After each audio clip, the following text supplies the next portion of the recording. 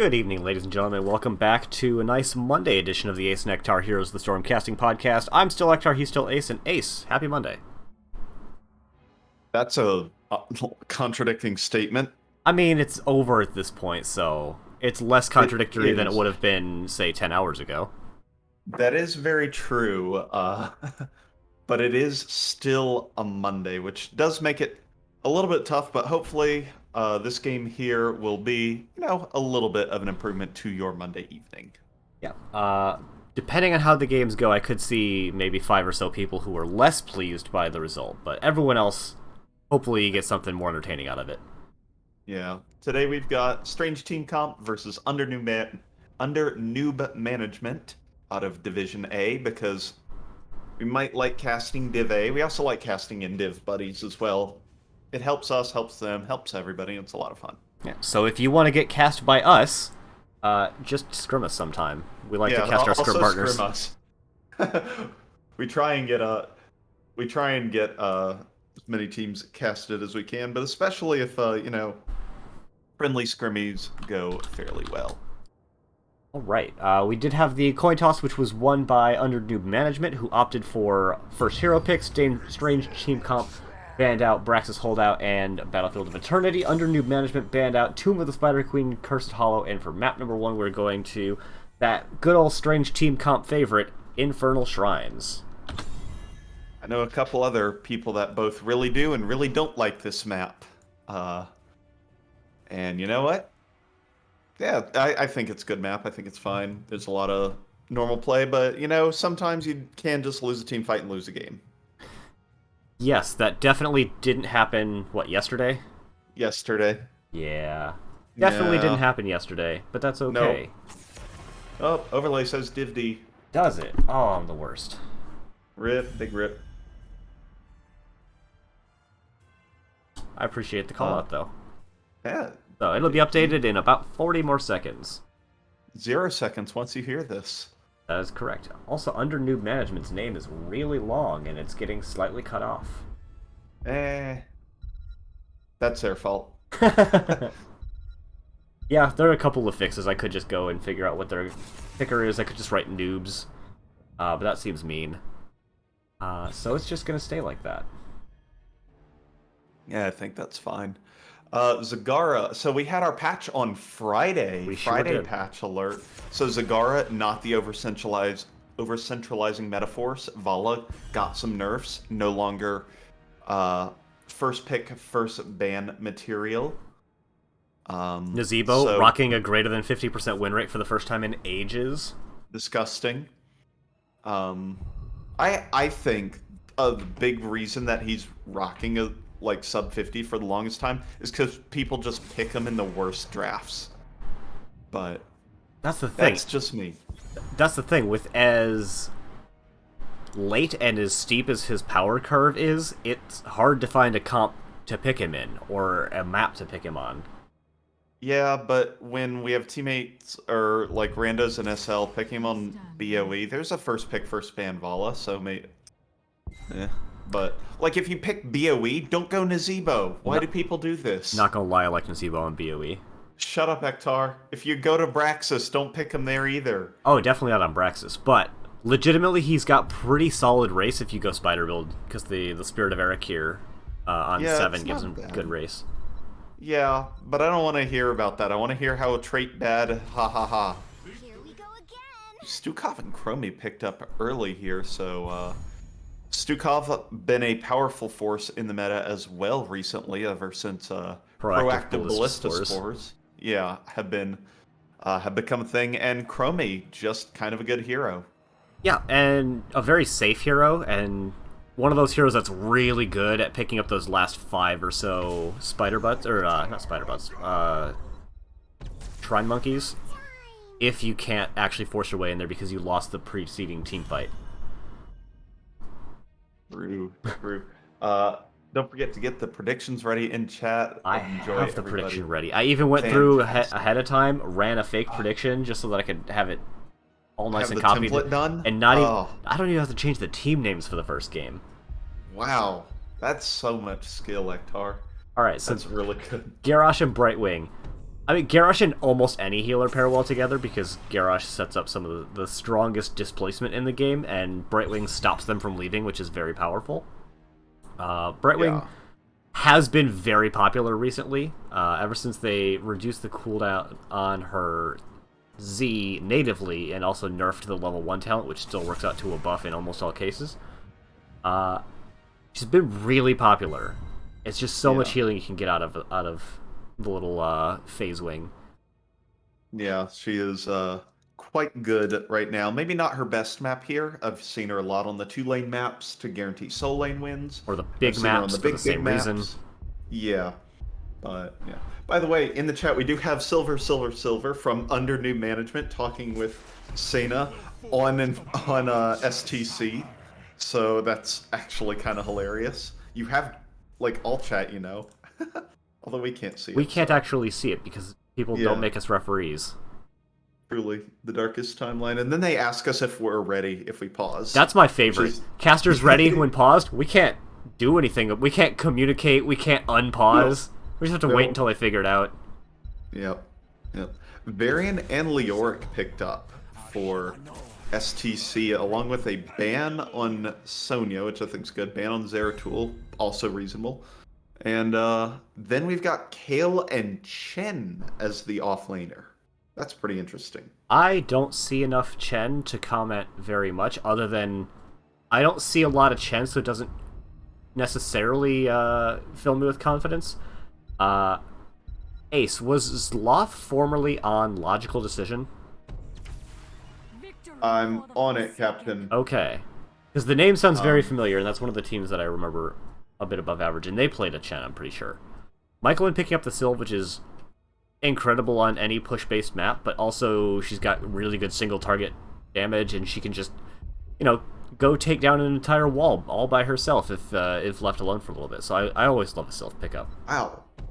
Zloth has been on as many teams as possible since the website's been alive. He was on Piecemeal in 2019. Ooh, that's an old was team. On Cosmos for Season 8, Nano to Abba on Season 9, Witch Rhythm on Season 10, Tricky Gooses on Season 10, LaCroix Boys on Season 11, and Under New Management for Season 12. So no, he was not on Logical Decision. No, but I forgot the team you asked about, and I just went through the whole history, because that was a lot of teams. Alright, obvious synergy already going in favor of Strange Team Comp with the Unified Portraits.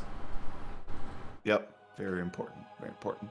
Yeah, Chen had a spot in the meta, and then he just has been a lot less prevalent, but still quite powerful if played well.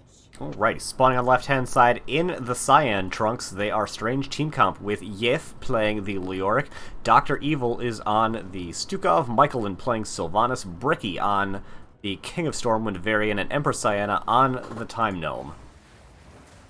And on the right side of the map, in the orange trunks, we have Under Noob Management. We've got Liddell playing Garrosh, Zloth on Chen, Alan by default on Brightwing, Silver on Kel'Thas, and Sneaky Glades. If you've never seen someone rotate the screen like that, it's an option that you can't enable by default, but you can set a hotkey to do it. Yeah, I like doing it sometimes because it's kind of fancy. Ooh, we got a bit of Silk Cheese coming in the bot lane. It looked actually like Under New Management might have thought they'd have gone to top lane because we had Garrosh and Vala all the way up there. But even so, the members of Strange Team Comp don't stick around too long. They just get a little bit, about a half of tower damage, and then split on out. Oh, speaking of things that changed recently, Leoric got a pretty sizable buff in that half or so, no, actually 3/4 of the benefit from Neil Peasants just got added baseline into his queue, so his wave clear is actually quite a bit better than it was in that level 1 to 4 period, and even after, it's quite a bit better. Yeah, watching it, he does cleave for a whole bunch of damage. Bricky, speaking of whole bunch of damage, gets thrown in body check to slow and cut the healing, and is first kill of the game, going over to Under New Management. Yeah, but they're not going to fall that far behind as Jeff has already cleaned up mid lane, and Zloth looks like he's very intentionally not clearing top lane, he's just letting the minions push in. Yeah, that seems to be a reasonable way of kind of going about this, making sure that Jeff can't get too much of an advantage while double soaking and just going ahead and letting the underneath management 4-man clear both lanes. So we haven't actually mentioned almost any of them yet. We have level 1 talents. We've got the expected coming up from Kilthos. Q build is actually inbound from Vala, which is becoming, I think, more and more popular. It has the higher win rate, but I think it's still mostly... Ooh, Bricky in a bit of a spot. Is going to get thrown in, but should be able to escape. Ooh, that's a lot of damage, though. And is going to get taken out. He got body blocked something fierce as Jeff got lapsed right behind him and then couldn't really move out of the way fast enough.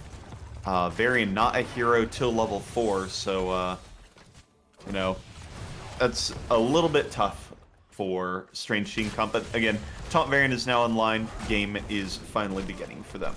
I just saw something for the first time, Ace. You see this little chromey sand copy? Yeah. Empress Sienna had started the Q, but got stunned out of it, and it just formed under her, even though she didn't finish the Q cast. Yeah, it actually casts the clone one as well, because the clone one isn't stopped. So it will toss the clone and move it, but it will not send your actual Q out. Yeah, so about a half a level lead in favor of under Newb management at this point, but neither of them are particularly close to 7. And for the most part, Strange Team Comp have been soaking a little bit faster, so I could, if they both decide they want to wait until 7, I could see it happening at about the same time, especially because they have Leo split out. But at the other side, then they could just have under Newb management take this objective early, but it looks like neither team is really looking to start this too quickly.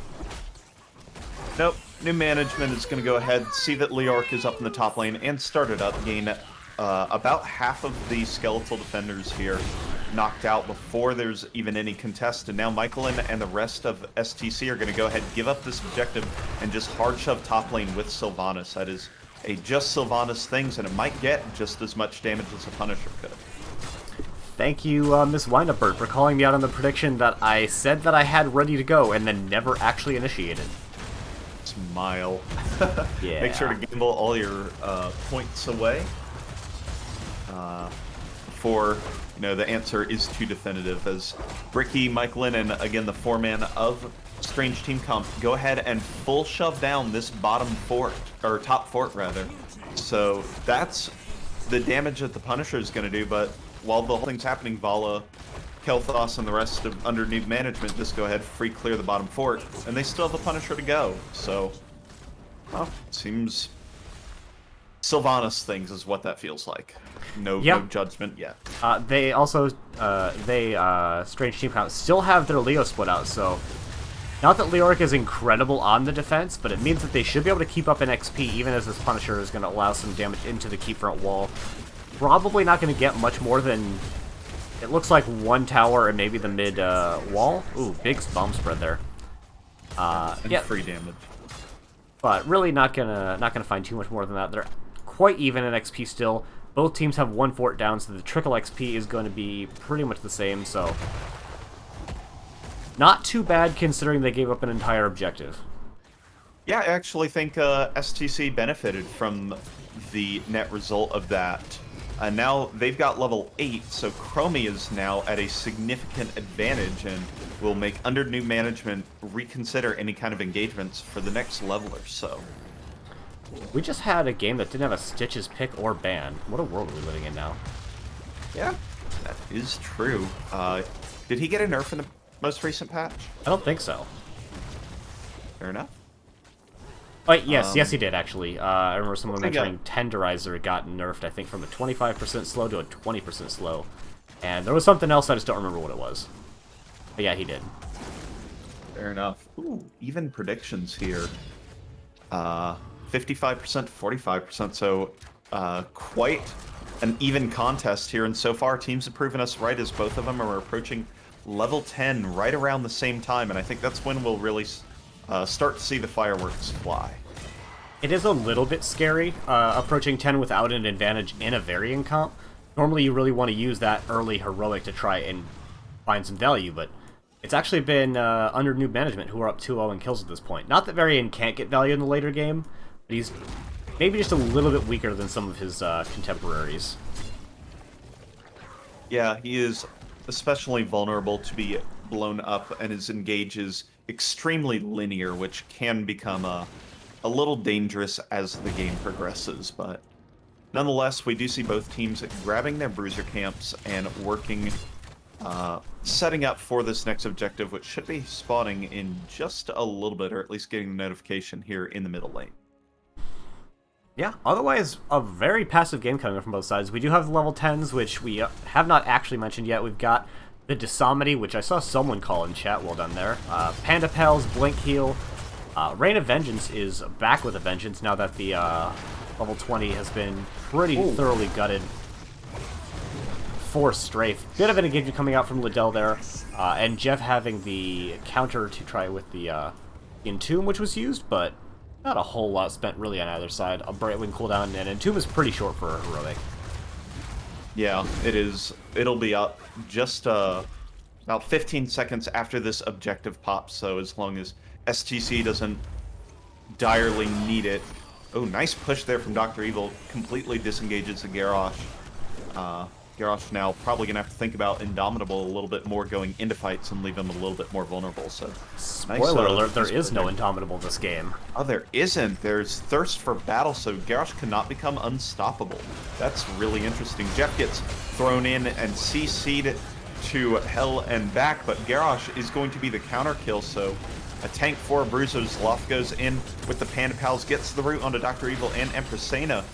And they are going to... Michaelin actually eats the second Hungering Arrow and is not going to pay for that with his life. Nice job protecting Empressena there and allowing them to tap and recontest here on the mid-objective. Yeah, and Jeff still has Entomb available. Silver, Silver, Silver. Very aware of that fact and puts out the immediate Gravity Lapse to make sure that he can't get engaged on.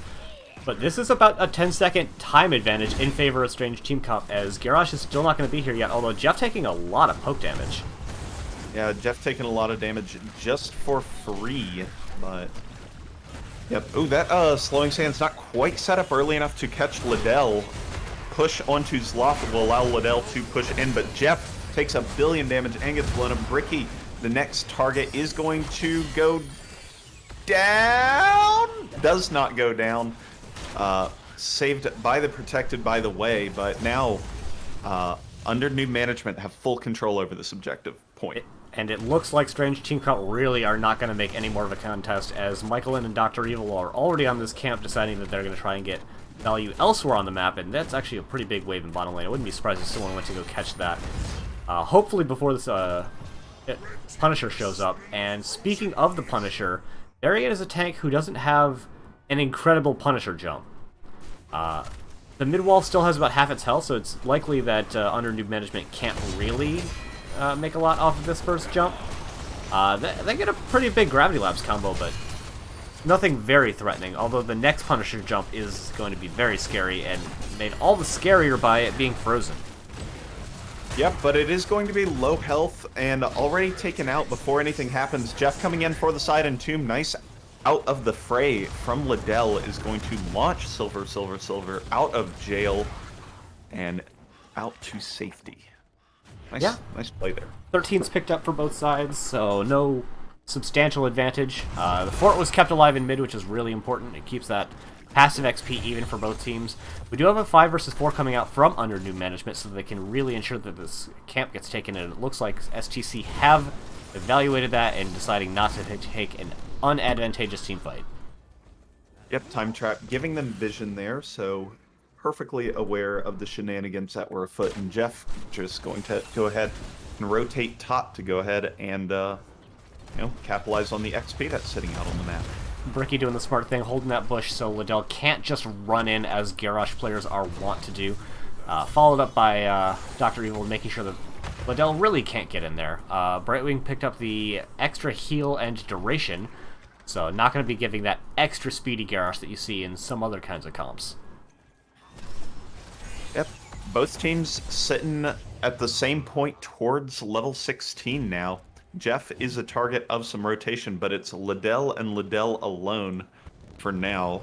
So Jeff is just going to be able to mount up and disappear. As, once again, pretty passive, non-objective phases coming out here. Actars, both teams look to bruise their camp. Yeah, will be taken a little bit earlier by the side of under new management, but not really substantially. Third objective phase is going to be in the top lane, where actually not both teams, where only one team still has a fort remaining, so it is a decent advantage in favor of STC if the fight goes long. If they can't get any value out of that fort that they still have, mostly by going to be able to go and tap quickly, it could still very easily go in favor of under new management. And the kill counter shows that maybe they've been playing this game slightly better, but it's still very much in the air. Yeah, both teams, I mean, look at STC, they're just sitting in bushes for, I mean, they've been doing that for the last several minutes now, but the rotations together of under Newb management are really preventing any kind of variant pickoffs now, as both teams pick up level 16, and Leoric in the top lane continuing to accrue more XP for his team and giving vision for this top objective. Oh, we have Zloth going in. He does get taunted, but that's really just kind of a peeling taunt. Brightwing comes in for a little bit of a heal, and it looks like both teams are just going to disengage from there. Mind Control was used, but it's a pretty short cooldown. It'll be active halfway through this objective phase, and a Rain of Vengeance was also used. That's really cool looking. Yeah, big Hearth commitment to actually make sure that Leoric can't get value in the top lane, but he's already gotten the value that he wants. He gets on out of there. I don't know that Hearthing is necessary, but it takes him off the map in a way that under new management can't see, so I can't say that I hate this decision. This decision, however, I really like, with Michaelin coming in and just, like I said, using that Sylph trait to just push down a building kind of for free. Their opponents will get early start on the objective, but if their rotation is quick enough, they could still contest. Yeah, they could. I don't know if they really want to, though. They might just take this directly to the keep wall, and that does seem to be the play. Black Arrows is not up currently, so this might only be a keep wall. But again, 2 waves of minions are kind of approaching. It'll be back up kind of soon. Yeah. And now this is once again forcing out 4 Hearths from under Newb management, as they're going to go ahead and try and defend this bottom keep, leaving Vala to solo the objective, and to be perfectly honest, I don't know if she can. At least not quickly. Big damage coming out onto Michaelin, but does get saved by Dr. Evil. Mind Control coming out once again sort of as peeling. Liddell, though, using the slow off of that Jasamity to really try to get onto Michaelin, but not quite finding the throw that they want, but does find one onto Chromie, and Empress Diana is the first to fall. Michaelin now jumped upon by the Panpal's root was there, but Dr. Evil able to make the save, but that leaves Bricky high and dry, and now out of health. Jeff gonna try and spooky walk out of here, but Sloth using that flying kick to go ahead and slow him down, and Vala going to go ahead, stop the objective at 39, and let under new management get extra pressure around the map before taking this objective. Ace, we seem to have a bit of a theme in the games that we cast. One of the teams does better in macro, but then loses in team fights. We just lose them both. I just mean in the games we've been casting recently. Come on now. I know. I can never take an opportunity not to rag on us, because, I mean, you can't rag on the teams, right? I mean... That's actually in the caster bylaws, unlike impartiality. I guess. It certainly wasn't in the XGDI caster bylaws, as there were certainly some people making comments at that, but... I'm a big fan of Ripper, so if you have something to say to him, you say it to me first. Top fort goes down as the Punisher is still very healthy, sitting at over 80% health. The members of Under New Management are playing back a little bit. They're really not trying to force a wall down, although the bottom side wall is getting kind of low. Nice time stop, actually, from Empress Diana is going to make sure Bricky doesn't take any follow-up. And the Punisher might not even get another jump after this. Yeah, I think it would be a big jump if it happens. It goes out onto Bricky. He's going to press that W button and get protected, by the way, and spread a little bit of bomb. No spread, actually, but it does give an opportunity for the keep to be taken out. Leoric now coming in on the side, maybe trying to make a side and tomb happen, but level 20 is not here for Strange Team Comp, so they don't have the silence, and probably more importantly, Under New Management is very close to level 20. Yeah, but given the way that STC have been playing this whole game, I really don't think that there will be a fight coming out before level 20 for them. They've been very passive. They've done a very good job of soaking. So Under New Management, they have an advantage, and certainly now with that keep hiccup, they have a macro advantage. But the next team fight will be even. Yeah. I mean, I would just, if you pull up the stats, I would guess that Leo has, I mean, somewhere in the realm of like 7,000 more XP than the Chen counterpart, but also... Try 9. My goodness, but also probably has the damage of a Stukov. Oh, damage, that's 2. Hero damage. Oh, Very, wow, that was very slightly above Stukov. Level 20 comes out, and that's an immediate virulent reaction combo along with mind control. Brightwing just barely gets support in time, but the lack of shield doesn't make it enough. She now then teleports into the silence and tomb that Silver was in and gets blasted. Zloth gonna tank a bunch of damage onto that stagger, but ultimately pops Panda Pals to pull it off. But Kael'thas, third to fall, and all of a sudden the team fight of Strange Team Comp is alive, Ektar. Yeah, this is maybe the first time there's been a team fight they engaged in that they made happen and not just kind of absorbed, and it went extraordinarily well in their favor as they're barreling down through this bot keep with Silph and at 25 seconds on the next closest hero, I don't know what, if anything, Under New Management's going to be able to do about it. Yeah, level 24, the Vala involves the bunch of Qs. Chen gets taken out, so his 20 doesn't matter, and yeah, I think this is just plain it, Ektar. If I might have said it ahead of time. There's the silence. Chromie's going to follow that up with the slowing sands. Garrosh is only coming up now, and the damage isn't up for 15. It did come down to Heroes of the Late Game team fight, and that was set up, though, by the macro advantage that Strange Team Comp took all throughout the game. Yeah, really showing Liddell he doesn't know what he's talking about in these power rankings. Absolutely demolished. Oh my goodness. You put yourself out there just to, foster discussions in the division, and then boom, Ektar with a sucker punch to the gut. Ouch. I appreciate the fact that you're making power rankings. It gives me something to read several times a week. Please don't be mad at us. Agreed. And I will still complain about them. Oh, of course. So prior to that team fight, you'd mentioned it, Leoric had under 150 hero damage over the Stukov. It didn't increase substantially in that last team fight, but man, siege damage and XP are a hell of a drug. That is a 10,000 XP lead over the counterpart offlaner, and that's some Jeff doing Jeff work right there. I mean, there's not a lot to say. The rest of the team didn't have quite as much soak as maybe some other players. Like, we've got 10,000 on Kael'thas, whereas we only have maybe 8,000 and a couple of years less. But still, that Jeff kept him in the game with the soak all game, and then between Taunt and Silence and Tomb, won the game at level 20. Yeah, and it all started with a nice Virulent. That ability is so strong. Taunt into Virulent. I missed the taunt first. Virulent I control. I thought it was Virulent into taunt, which it may have been, but I'm pretty sure it's taunt to Virulent into mind control into death. Okay. I've been invited to a custom game. You sure have, and it's game number 2 on Towers of Doom. Ooh, big fan. Big fan. All right, I'm going to use this opportunity to go in and tell OBS to stop recording my cursor, because I forgot to do that. Good call. I like cursor because I point at things too often. I like spin my cursor around things I want people to look at. I hover over talents. I do it way too much, so. Bunch of highs to a bunch of Div-A people in chat.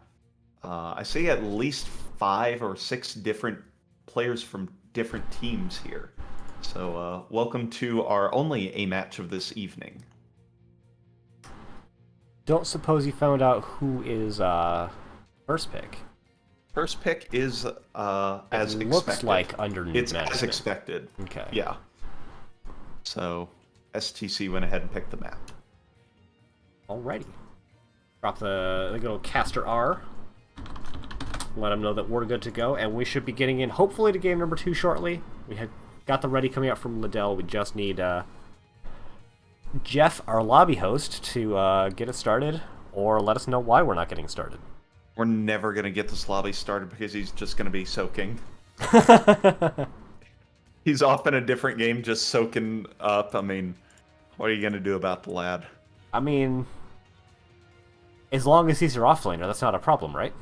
Yeah, true enough. We do have a bio coming out from Strange Team Comp, so it is going to be just a second. Yeah. So, yeah, what do we have in Division A? Considering how much Div-A we've been casting, because we have friends in Div-A. We're biased. And that's what happens. When you're around the same group of people for like 5 seasons, you just make friends and then cast them. We've got Maneval versus Yellow Oats tomorrow, which we might pick up. Maybe. I don't know if you have any Tuesday plans. I don't have Tuesday plans. I have early Tuesday plans, circa 4 p.m. my time. But are they 7 p.m. plans? God, I hope not. Fair enough. So, pick that up if it's last minute. Yeah, tomorrow I am going and finalizing suit designs and stuff so that I can send them to people for my wedding. Hey, congrats on the wedding. So, that yeah. I definitely have no idea about. Hopefully you'll be getting an email tomorrow. Hey, look at that. Ew, emails scare me. Yeah. They usually follow with obligations. It actually does. It's gonna be, the obligation is go to Men's Warehouse and get sized. I did this a couple years ago. Can't believe it. I'm so sorry you have to get measured more than once every decade. Yeah, I can't believe it. So yeah. Then on Wednesdays, pivoting right on back there, Cat Baddies versus Ice Crown Citadel Archons, according to Liddell's power rankings. I believe that's a spicy match. Spicy as in 2 top-tier teams? I believe so. Let me check. According to week 2, that is number 3 versus... Never mind, Ice Crown dropped off. I just remember them being well-ranked in week 1, but apparently Liddell took him down 4 spots. Ouch. Yeah, it's only half of the Tricky Gooses down a RIP. Oof. Yeah. Oops. And then on Thursday, Better Than Bots versus Boogans Forever coming out. So that's a top-bottom matchup according to the power rankings, but still going to be a match a night so far. In which way? Boogan Squad ranked first. Better Than Bots ranked 13th. Okay. I heart BTB. They're one of my favorite groups of people. I know that Crafty Trent has stepped down from captaining recently. I don't know if he's going to also continue to be playing or not. But if not, I think that could put them in a bit of a precarious situation anytime they wanted to draft a Lucio. Yeah. I think he was playing tank last I saw. He did that last season as well, I believe, and would only flex into exclusively Lucio for healing. Yeah. But it was Crafty tank primarily. Yeah, Crafty Trent is on the roster according to their page. Yeah, but that doesn't necessarily mean that they're playing. Which still. is why I'm working towards a match history. I saw a post from someone. I should know who the new captain is, but I don't. I saw a post from their captain. I don't remember if it said Evil they were Alto. looking. Yeah, Evil Alto. I don't know if they were looking for players or just looking to get the captainship moved around. Yeah. Yeah, Div-A looks great this season, to be real honest. With 13 teams, I think 11, 12, maybe even all of them are like very competitive in this. I mean, we had 5 2-1s in week number 1, which is really a good start. So, I mean, it's usually pretty clear by week 3. Like, this team is going to show up in the finals, and I really don't have that vibe from any of the teams yet. All of them have looked strong and looked weak, depending on when you look at them. I mean, we watched the Boogans, the number 1 ranked for power, and one of the highest just standings teams, absolutely chunk a game to Probius last week on this cast. That's true. So, I mean, it wasn't particularly close. But then they also chunked Probius, and it wasn't particularly close. So, I think that's really... A's looking great this season. It's also great is the draft that's going down here. Anubrak and Junk banned out once again. Dahaka and Chromie, the new bands, being taken up here. I like an Anubrak ban. His stock seems to have been on the rise recently. I don't know if that is statistically true, but I'm just seeing him more. And he is a playstyle defining hero. Probably the best dive tank, so getting rid of him at least means that if you face a dive comp, it will be different and probably weaker than if it contained an Anubrak. Yep, I would agree with that. Vala going to go ahead and be first picked again. I don't think the Vala genuinely is first picked here anymore. Like, she was good enough, and then Death Siphon was just kind of insane. I mean, she was probably the best scaling hero, I would say, in the game, because you start out very weak with your, especially with High Dog, with W build, and then Strafe isn't that great, but by the time you hit level 20, you're insane, so, yeah. Hopefully they're done. Hopefully, yeah. Loth is going to take the I forgot what that skin is called. The Leoric with the galaxy. Emperor Leoric? Yeah, Emperor Leoric. Yeah. Taking Galaxy the Leo Leoric? away from Strange Team Comp, and I think his stock on this map has risen substantially since you no longer have to wait for level 4 for a good double soaker. Absolutely, I would definitely agree with you there. We've got Johanna and Cassia, a combo as old as Cassia's rework, coming out, which it's just a good tank damage dealer combination. Cassia has okay wave clear. You can go ahead and supplement it with Johanna's wave clear. Johanna provides extra damage for Cassia in the form of blinds, or higher blinds uptime, so I really do like that pairing. And then the other side, you've got the Vala, Leoric, Anduin, who I consider all three of them to be just generically good heroes. You don't need to do anything in particular to make them work in a comp. Where, you know, the Johanna and Cassia have the inherent synergy. So there's been a Murky draft, so let's talk about it. Ace, what's your opinions on Murky? I think, okay, I will summarize it with a fact, and that's all I have to say. Okay. I do not own Murky. In fact, Murky is the only hero I do not own out of protest, period. But I think, it's double soak land against Leoric. What is Leoric actually gonna do? The answer is nothing. Double soak parallel. You could double soak just as fast and provide more input into team fights. Yes, that could be it. Yeah, we'll have to see. I think this, in a strange way, might be an okay map for Murky in general, because he does double soak quite effectively.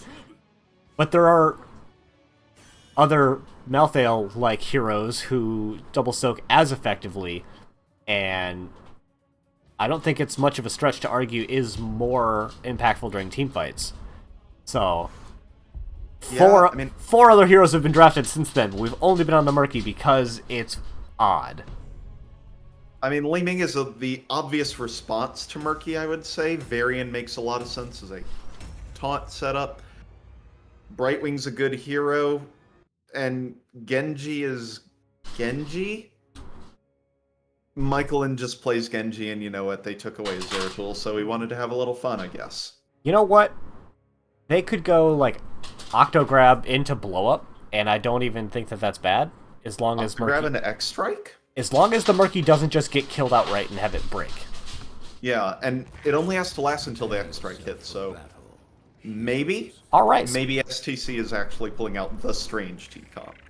it's definitely the strangest one we've seen. Spawning on the left-hand side in the Cyan, they are strange team comp with the big rotations coming up from Empress, Cyanna, and Jaith on the Cassia and Murky, respectively. Dr. Evil is on the fight wing. We have Bricky playing the Johanna and Michaelin on the younger Shimada. Ooh. Fact check, fact check. On the right side of the map, in the orange trunks, we've got under Newb management with Liddell on the Varian, Alan by default, not running with scissors on Anduin, Sneaky Glades on the Vala, Silver on Li Ming, and Sloth on the Leoric. As expected, we have both of the double soakers split out pretty early on. Sometimes you'll see them hang out in the mid lane, but often you'll just see the 4-man catch mid, the double soakers go straight into top, and then the rest of the team will go into bottom lane. We actually have most of STC rotating out, only leaving Dr. Evil to pick up the rest of the soak in mid, but does have the quick rotation. And that's what Leoric's going to do to a Murky. Apparently Absolutely he's just going to kill him. Club him over the face repetitively, and Murky's egg all the way behind mid fort is going to be in a little bit of a it's a little bit of a journey to get there. A lot of damage going into Liddell quite early. Some decent damage going to Bricky as well, barely avoiding that arcane orb. Thank you, 8-Bit, for the follow. I appreciate it. Bricky does pop the Laws of Hope. But otherwise, just pretty good safe soaking from both teams. Much quicker start to this camp from STC, mostly because they had to have their tank get healed up and had their lane pushed in all the way.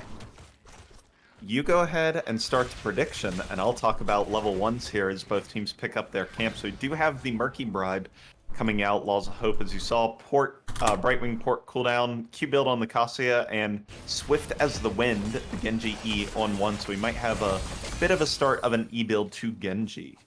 And I think the most important or interesting ones are the Powered Shield on Anduin, the Consume Vitality on Leoric, and the Q build on Vala. Ace, by chance, do you know the hotkey for me to attach myself to your camera? 1 on the number pad, or 0 or 2. Anything on the number pad? Yeah, it's something down there. I'm kind of spinning around bottom lane, so... Okay, yeah, I got you. It was 1 on the number pad. Cool. Yeah, no, for the next time that I have to make some kind of a change during the game, big taunt coming out on Empress Cyanna is going to get cleansed out by Dr. Evil and barely survives. However, it's very worth noting that Brightwing's cleanse does not come up anywhere near as often as taunt is available, even with the magic spit on 4. Yep, unless Brightwing is doing some serious auto attack action, that is in fact the case. What's the minimum cooldown on that? Because I'm very curious. Like if you're just auto attacking constantly the whole time? Yeah, 6 seconds, and Brightwing attacks probably once a second. So 7 seconds per second, you get a cleanse every 90. So yeah, you can do it. You can have it up every, 13 seconds. Yeah, so just in theory, just about, but most of the time you're not just auto-attacking heroes as Brightwing, and if you are, there's probably some other things that you should be doing instead. Genji's in the top lane instead of having Murky do it so that they can continue their double soak even more effectively, put in a little bit of pressure. This might mean that they have to give up bottom as they are getting forced out quite hard by under Newb management. We do have Genji rotating back down now, but I think Silver, ooh, actually stops channeling to put a ton of damage into Johanna, is able to walk away for now, but unless they have a tap available, we'll not be able to walk in again. Michaelin actually uses dash in, but doesn't opt for the interrupt, so that will be the bottom altar going over to under Newb management. They'll take an early lead here, but just in core health, not an XP. Oh, how about some more XP? There you go. Speaking of an advantage in XP, yeah. Yeah, right there, Johanna gets absolutely blown up by the Varian, set up from previous taunts, and now Liddell going to take his victory back to the Hall of Storms, where he'll brag for the rest of humanity. Yeah, you know, the one thing that Murky can do quite nicely that other adequate double soakers can't is bribe that top camp, which happened at some point, it looks like. But we're not following the soul lane particularly closely, so I didn't see it happen. Yep, I mean, that is the way it is. Unfortunate for all you soul laners that want to wash out there. Bricky gonna go ahead and take a bunch of taunt damage again, so that's half a health bar used. We do see the hold your ground on level 4 from Johanna, so that will bring the cooldown of Iron Skin down to 20 seconds, much more in line with a taunt cooldown of 16. So Bricky should be using that as a metric of is taunt up or not. I have a question. Who's the oldest character in this game? That is a good The easy answer is something like Anna, because she's literally a grandma. But I wonder if there's not, like, an alien or something that's just incredibly long-lived instead. I mean, Asmodan could be an eternal That's true. demon. All of the Primevals are Primevals have been old. around for a whole long time. So, early guess is Diablo. Yeah, I would take that. Because all the other universes are at least somewhat human. That one, yeah. Also somewhat human, but not those not those characters in the human. So we have double channel. Looks like is going to go over in favor of under Newb management, and instead they lose out on their bottom fort. I don't even think they lose on it, Ektar. Yeah, this is actually not going down very fast at all. Yeah, Genji is not there to add supplemental DPS, instead went for an interruption, and that means that that decision is very risky and so far has not paid off. That fort is very, very low and could become an advantage point going forward, but for now, Strange Team Comp sitting 12 shots down early here, so they will have to play very well once these level 10s come online. That's true as well, Firelash. The Dragon aspects are also quite old. In this game specifically, it 100% Leoric. Well, absolutely. Unless 90% Leoric. No, it's not Murky. Murlocs have a short lifespan, and not just because they get murdered by droves by low-level player characters. The only one that could be a contest would be Brightwing. Yeah. I do not know the lifespan of fairy dragons. Well, gonna be fairly short if they're not careful here as the port comes in. Stun from the light bomb is a follow-up, but Li Ming actually the first one to go down. Michaelin is in an awkward spot, but does get a huge shield off of the deflect. Bricky is now the charge target. Taunts up in 2, but Strange Team Comp will have escaped by then. And now they're looking to re-engage here as they've tapped up and found a 4v3 in their favor. Anduin taken down like son, like father here as Liddell goes down. Not next as Johanna gets killed in the interim, but now that bottom fort could realistically go down very quickly here and give big advantage to STC. Yeah, we do have a single Ming set, but that is nowhere near good enough to turn that man advantage. And Murky is barely a death. He's just going to go back to double soaking, even though he did what he did. He showed up, he pressed R, it led to a kill, and then he's back to double soaking.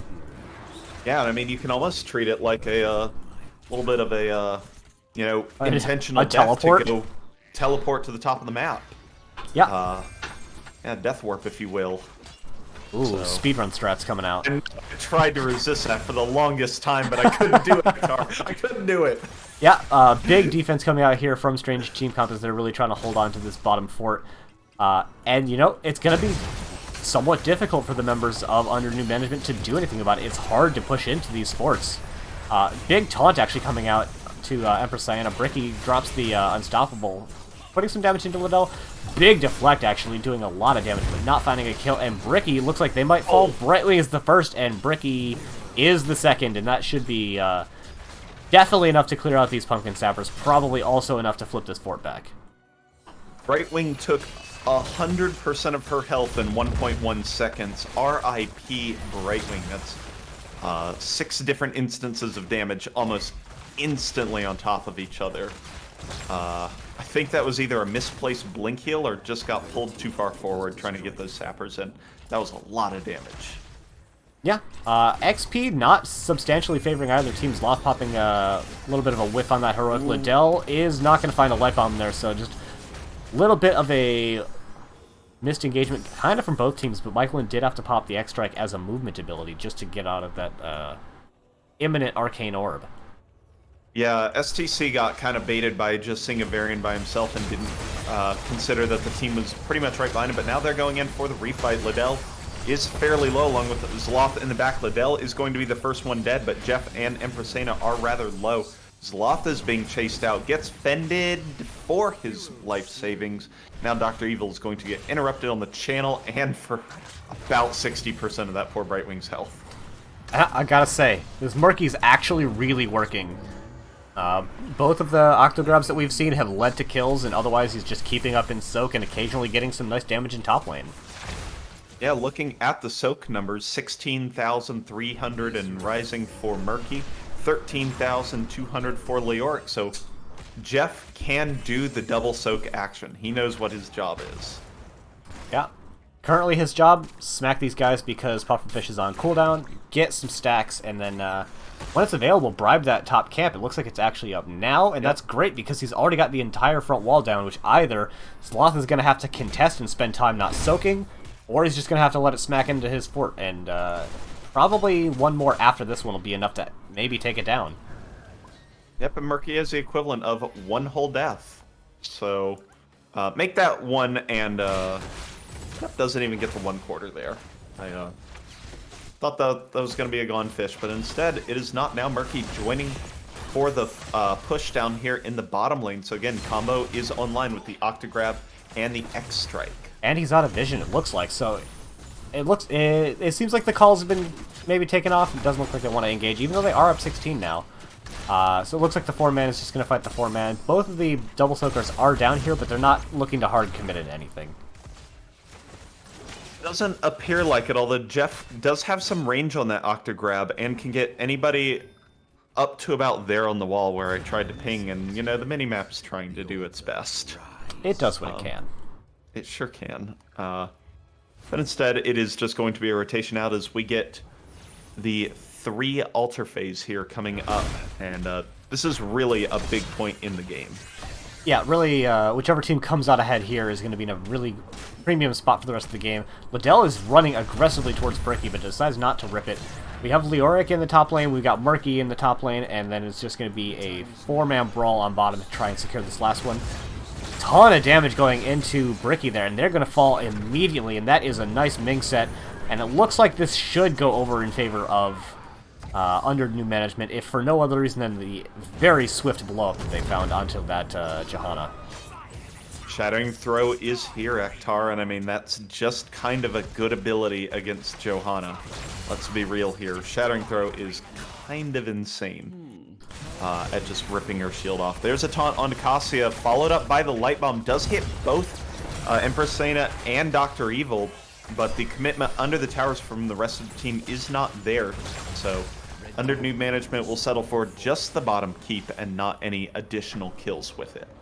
One adjustment that I actually really like in this game, Alan by default went full W build, and this build is really good at pumping out healing, is most of Anduin's builds are, but in particular it's good at stopping burst healing and healing people that are in the back line, because you have that Holy Nova coming out for extra burst healing, as well as you get the shield on, nice little Murky kill there, the shield as Divine Star is going out to really just keep people alive through burst. So I think that's a really good adjustment in this game. Sloth is engaged in the top lane, and that's going to be an offlaner for an offlaner, but I'll tell you who that favors. The hero that can come back even faster than Leoric. I mean, I might think that it favors the team that got 2 camps in the bottom lane where they already have the keep, but oh my goodness, Vala. That's a kill. That's a kill. You want to tell me who that favors now, Ektar? I mean, it was valid when I started the sentence. It is, but it has been invalidated. Although it does score 3 sappers in for under new management, putting them at a 6-shot advantage, and they have bottom fort. So I would call them cautiously even for this fight. Yeah, so they do have an extra hero alive for Strange Team Comp, but they don't have an extra body in the fight. Big miss on the Arcane Orb means no Orb reset is going to be a long time until they can set up a really good blow-up combo again. We do have an engagement coming out from Bricky following up on the damage that Empress Sienna put out. The Entomb does come out, but it's not going to find a ton of value. The Light Bomb does find one, and Bricky is going to be killed again, but I believe that was channeled in favor of Strange Team Comp during that time. It is, as now new management only up by 2 here, as this game is getting very close, both in tower score and into the level 20 area. Liddell looking to find a pick, does find a taunt onto Brightwing, but Empress Diana just get down Mr. President with that orb.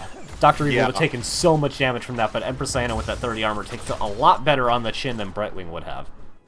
Yeah, and spreading that damage out really good for the Brightwing. So, yeah, level 20s, though, here for both teams pretty much, and that's going to be really strong for, I believe, STC because of the Johanna 20. Yeah, and I mentioned it a while ago, this top fort did get taken by the Murky, and now they've got a camp pushing in it. That's going to require a commitment, or it's just going to be 3 free core shots. Yep, that may just occur. Leoric is not in a good spot to rotate as Michaelin is kind of zoning that area.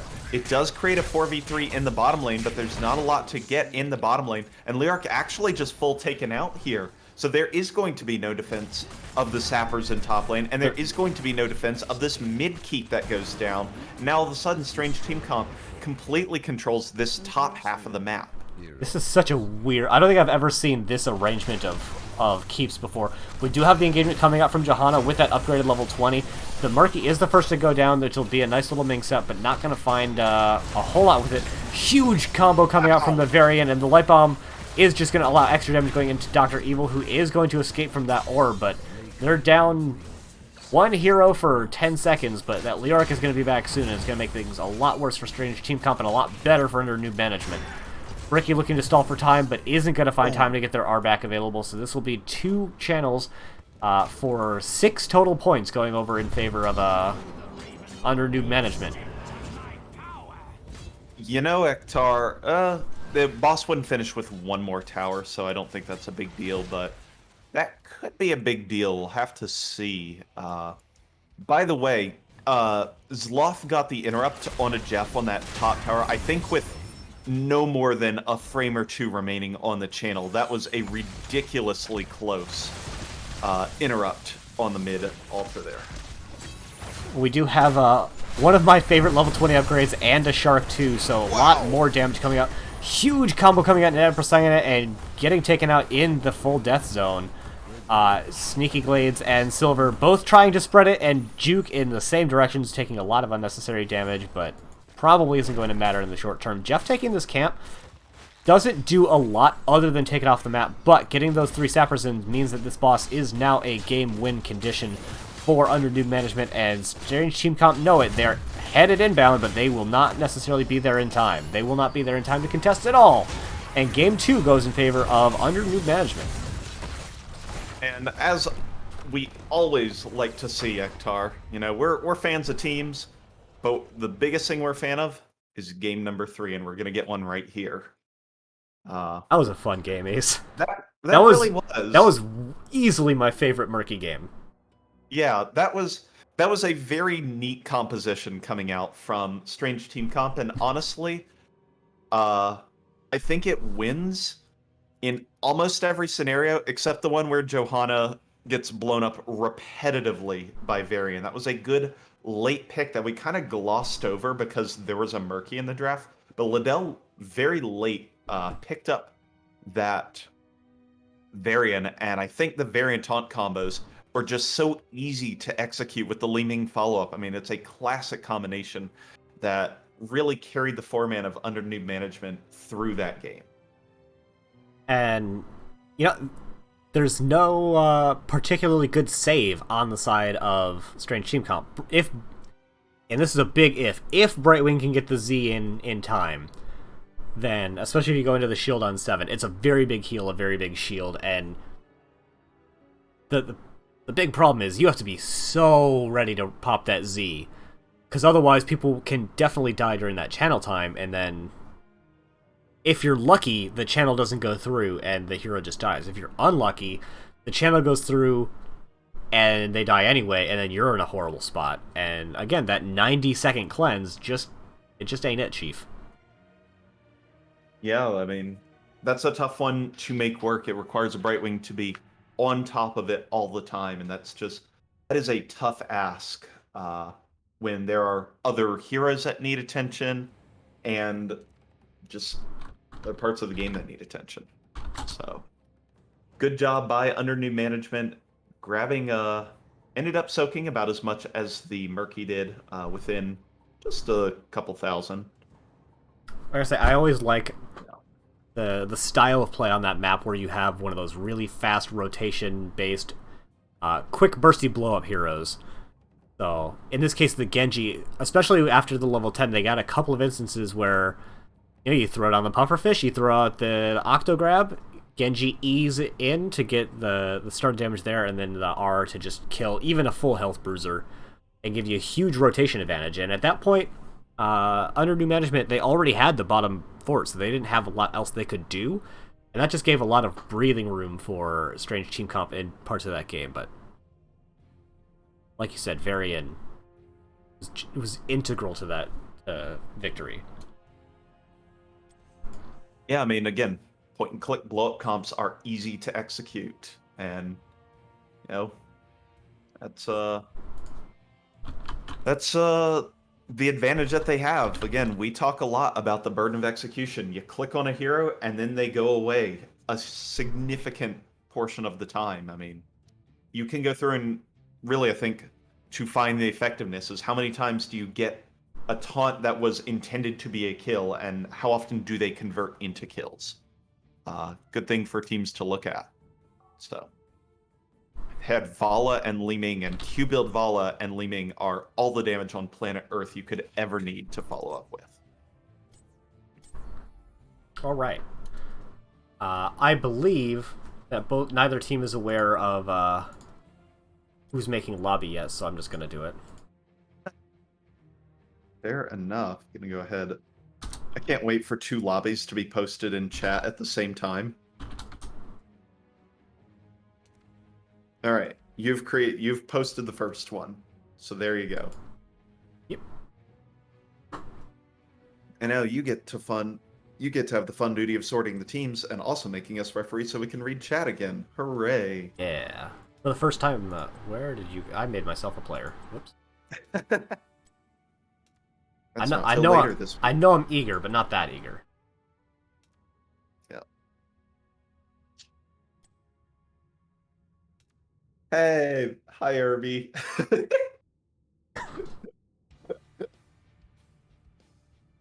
Appreciate everyone for coming by. This season, we've had a ton of people here, which is awesome. I really appreciate everyone coming by to watch what we do. We have a lot of fun doing it, and it's more fun when we've got people active in the chat, so we can, just bounce off of each other. Yeah, no problem. Enjoy.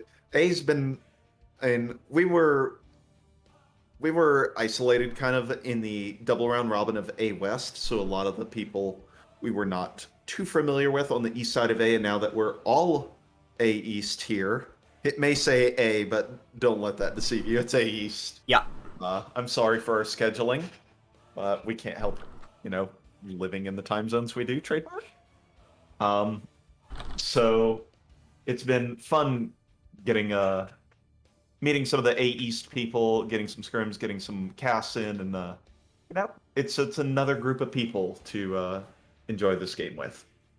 All right, I actually need to run to the restroom before this next game, so I'm going to put us on a little bit of an intermission screen, and we'll be back in just a minute or two. All right, sounds good.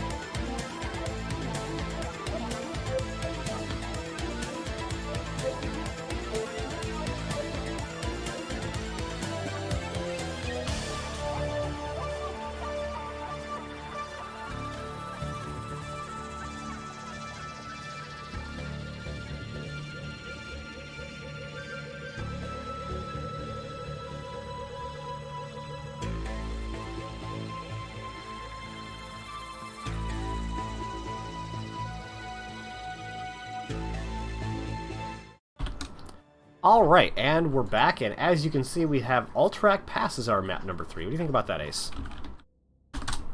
It's a big map. So STC has picked the first two maps. They were Towers and Shrines. Towers and Shrines. So I think this is this is definitely the most different of those maps. So maybe there's a strategy prepared for under Newb management. It definitely speaks to a different style. Although pretty different. Shrines and Towers are both inherently pretty rotation-based maps, whereas Alterac Pass tends to be a lot of 1-3-1 or individual hero rotations, but really a lot of just trying to control space, especially during the objective phases, which are relatively difficult to capture, and because they're not super time-based, you tend to have these really long, drawn-out objective phases where you don't even hard commit to it. You're trying to soak a lot during the whole thing, so you can keep up your soaking but also work towards getting the objective, but sort of not really, until you find an advantage. Then it's dogpile the objective. Yeah. This is probably the map with the objective that gets delayed the longest of pretty much any map in the game. So I would argue Tomb of the Spider Queen, but that's because it's not really an objective it's not map. A time-based objective. Yes, yeah. Out of pretty much every other objective is on a timer except Dragonshire, I believe. Yeah. Where it spawns regularly. But this one, teams almost always wait till level 7, and then they might double soak or split someone out and piddle around, and all of a sudden it's level 8.5, and they're like, oh, we're almost to 10. So then they'll play to level 10, and then the first fight will begin sometime, so. Alternatively, it can take a while. You get that level 7 advantage with a kill, and then it's like, alright, we rip the objective now. Yeah. And then the enemy team just dawdles around, takes their camp, because these camps are up all the frickin' time, and then once they get their hero back, then they have to try to make the recontest. Yeah. So. Yep, still waiting on one to get back. Yep. Casters weren't the only ones that needed a bio break, it seems. So. Not at our desks. Like savages. Barely even human. Is so, it's everyone's Stukov. I was about to say, we haven't done much podcasting content lately. It's true. But we're getting our opportunity to here. Already talked about the oldest hero in Heroes of the Storm. You know, How old? Now I need to pull up the roster. I could just do that in the roster page. Yeah. All right, Abathur, possibly old, but not super old. Anna, clearly old. Nubrak is undead, but he died during the events of Frozen Throne, so probably not incredibly old. Same with the Lich King. Asmodan and the other Primevals, probably very old. Deathwing, probably very old. Searched Age of Diablo, and it says 25 years old. Happy, What? How is Diablo young? How is Diablo younger than me? The video game franchise is 25 years old, Ektar. You know what? Night Elves, too. Googled it. Ooh. Illidan has been in jail for 10,000 years. So he's at least a little bit older than that. Leoric, I think, is only 1 or 2 lifetimes old. Y'all serious? That one team just readied and the other goes, I'll be right back. Why couldn't everyone just go to the bathroom simultaneously in their own places? You know what as well? Ragnaros, literally just a giant fire elemental. He could be old. Yeah. Let me know if either of the teams say that they're ready, because they're ready. All right. Everybody's ready. We're going. Jeff said... Missed the start game button and hit... What's going on? pretty sure I'm... Congrats. Game 3 is yours. So I'm the lobby host. Did he try to start the game but hit leave game because he's not the lobby host? I have no clue because all of them left. I'm gonna go ahead and invite them back. So I'm gonna do my best to help. Yep. The player is already in a matchmaking queue. That would be very bad. Uh-huh.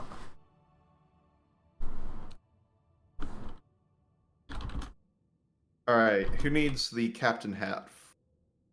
Yeah. Oh my god, Jeff actually thought he was lobby host and left accidentally. And it left everybody because party leader? Because party leader, yep. So Unreal. we're going now. I'm assuming that in the 8 seconds it took to get them back, we didn't have someone go AFK. And we want to get this show on the road. Bold prediction. Diablo's in the Speaking prime of this bold one. predictions, we should probably get one actually in a timely manner this time. That would be good. Can we get a prediction if the prediction is going to come out at the time Ooh. desired? Meta predictions. Make Alright. sure to spend all of your channel points On absolutely nothing. on absolutely nothing or on gambling. Although Yeah. I'm sure I am the... I do have another far. thing on there for people to tell me to do stuff in. If you spend 5,000 channel points and I notice, I might do something. Whatever the something is, if it is roughly in value of 5,000 channel points, Tar will do it. Considering 3,000 channel points are still worth nothing, I can't imagine that 5,000 is all that more compelling. Yeah, true. Anubrak banned out first, as Strange Team Comp has done the entire evening. And Junkrat as well. follow. Yep. I'm curious if Michaelin will pick up in first phase. I know he gets banned out a lot, so I'm curious if he wants to pick early at some point. You know, with as good as the Genji was in last map, and to be fair, that is a bit of a map-specific pick, I wouldn't be surprised if he had just, like, a trio or so of those really good heroes that it's hard to ban all of out. You get the Chromie getting banned out, which I think is very smart. Empress Sienna plays quite the proficient Chromie, as well as her stock is inflated pretty high on this map. Yep, the stalls are very, very good. And with that level 8 heroic, we talked about how teams often stall out objective until level 10. So getting the ult at level 8 is really, really good for Chromie. And you know what, Ektar, I opened this cast saying that Vala is not first pick, first ban material anymore, and she's been first picked every single game. So what do I know? Yeah, we'll have to see after this game if there's any trend analysis we can draw about Vala being picked up and teams winning. She did win in the previous game as first pick. And I don't remember the case in game 1. I mean, you can just look under new management, first picked her both games. Okay. They won one of them. Yep. So either we will say she's busted and has a 66 win rate, or she's terrible and has a 33 win rate after this game. Truly the peak of statistics. I'm a big fan of statistics. Silver Sylv, and I think, interestingly, yeah, Lucio coming out here. Varian into Lucio. Now that's an interesting one. That's a really strange pick, in my opinion, coming out from Varian. High Five pairs so efficiently into Taunt that I wonder if they're not just going to do something other than Taunt Varian because of how good Lucio is against Taunt specifically. Yeah, I mean, that really kind of is the bamboozle machine, because we were talking about Brightwing's taunt, or Brightwing's cleanse being up between every 13 to 90 seconds. Give or median, take. like 60, like average 60-ish with that spit. Lucio's cleanse after 10 is up every 20 seconds. Taunt is a 16-second cooldown, so it is available pretty much every time. So this could, as you were saying, maybe indicate some kind of C-Smash variant.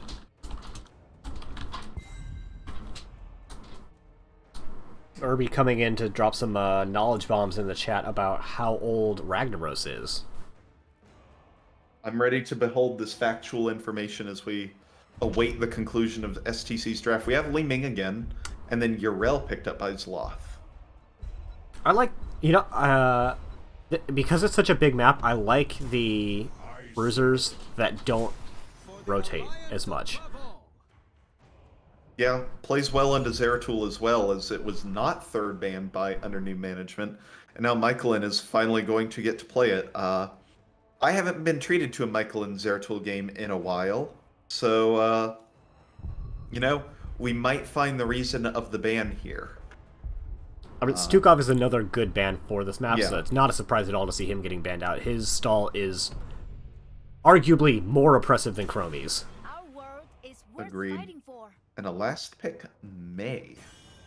Alright, so I think that the lane arrangement for the side of STC is pretty self-explanatory. What does it look like for under new management? It starts by starting the prediction. Ooh, you And are then- super right. Oh. So you've got Yrel. You probably just have Sylvanas split out. Wherever the Leo is, Sylvanas can be there, but Zeratul can roam around, so it's not safe to put anybody else in an off lane. So, They rotate then, because it's a pretty big map for that kind of rotation. yeah. It's a tough one, and their wave clear isn't great, so... Yeah, their camp take isn't particularly great. Sylv is okay, Li Ming is okay, but Yeah. nowhere near as good as either, I think, Zeratul or Vala. Yeah, I think, comp-wise, I really like what STC's done here. Alright, spawning on the left-hand side for the last time tonight in the Cyan Trunks, they are strange team comp, playing a pretty normal team comp. With Michaelin playing the Zeratul, Yef is once again on Leoric, Dr. Evil playing the Scissors list so far, Anduin, Empress Diana on the Vala, and Bricky playing the other King of Stormwind. And on the right side of that, in the orange trunks, we do have under Newb management with Silver reprising a role on Li Ming, Sneaky Glades on the Sylvanas, Liddell moving to the May, Zloth on the Yrel, and Lucio being played by Alan by default. Heavy Pack on level 1 is an interesting choice. Sure is.